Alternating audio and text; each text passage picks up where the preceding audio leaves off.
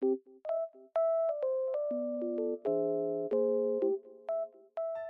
guys! Welcome po uli sa Tutorial PH Channel.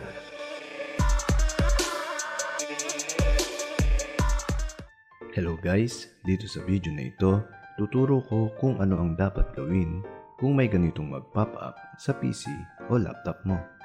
Tara, umpisahan na natin. Una, i-type sa keyboard ang Win key plus R.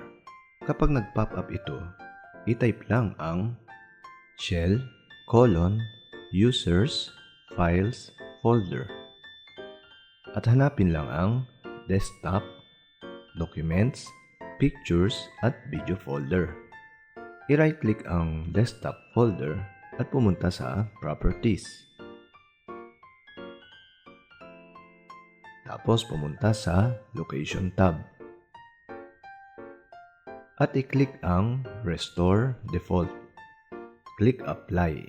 Kung may nag-pop up ng ganito, click no kung wala ka namang file na ililipat.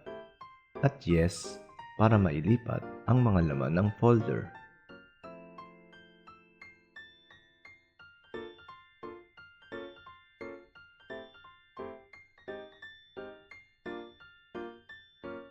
At gawin mo din ito sa documents, pictures at video folder.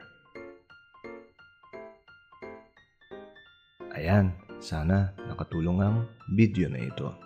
Salamat po.